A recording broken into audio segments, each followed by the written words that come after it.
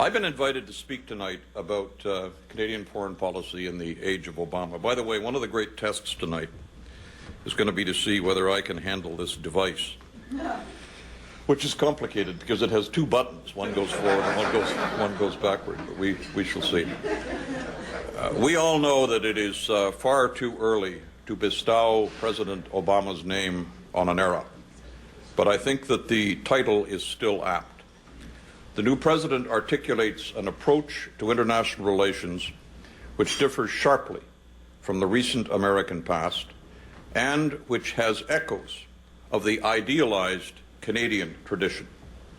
And while the process which brought him to office was both radical and avant-garde, it was accomplished via established political institutions which had been thought to be worn out.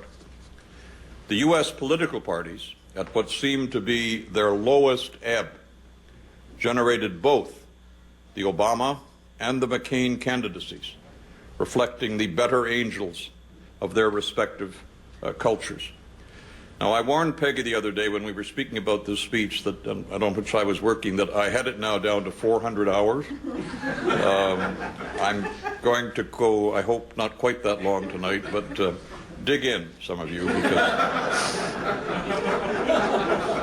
but there are critical questions which I won't try to address in my 40 or so minutes tonight, including the financial crisis and including the bilateral Canada-U.S. agenda.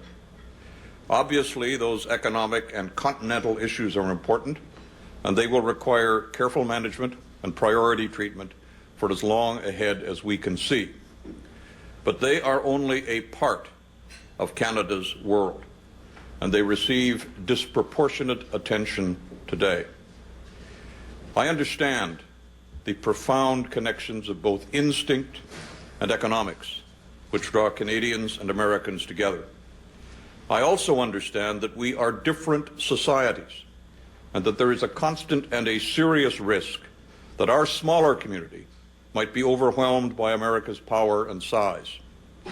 The election of President Obama seems to me to provide a unique opportunity for Canadian foreign policy to assert simultaneously our distinct Canadian capacity and our shared interests with an American president who wants and who needs independent and trusted partners in the world. It's helpful, perhaps, to put tonight's discussion in some perspective. In January 2005, a year before the election of the Harper government, the CIIA published the interim report of the External Voices Project,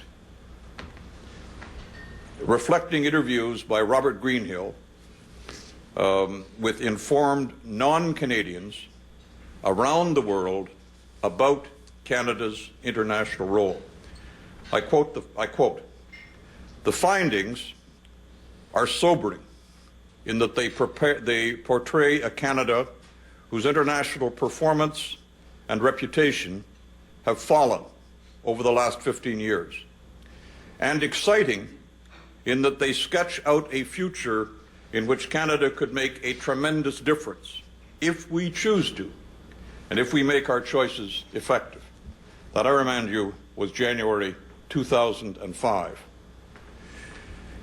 In my experience, when Canada has been most effective internationally, it has been because we pursued two priorities at the same time. We worked hard on our friendship with the United States, and we worked hard on an independent and innovative role in the wider world. Those are not opposite positions. Those are the two sides of the Canadian coin.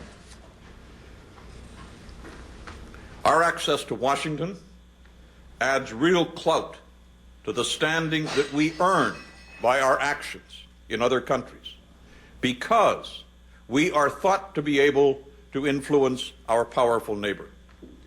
And our reputation in the developing world and in the multilateral community has traditionally been an asset to our neighbor.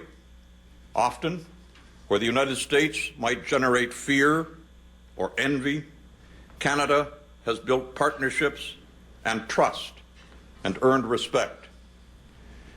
There's a lot of talk about interests. Canada's interests are not narrowly a border or merely things within our sovereign control. We have a profound interest in a world that works. SARS strikes here. Refugees come here. Pollutants pollute here. And close relatives of Canadians die in virtually every conflict in the world. What's more, we have become more fortunate than most of the world. So when famines or tsunamis or conflicts happen, or children continue to die, or women continue to be marketed, we have the obligation to ask a simple question. If Canada won't take an interest in these issues, who in the world will?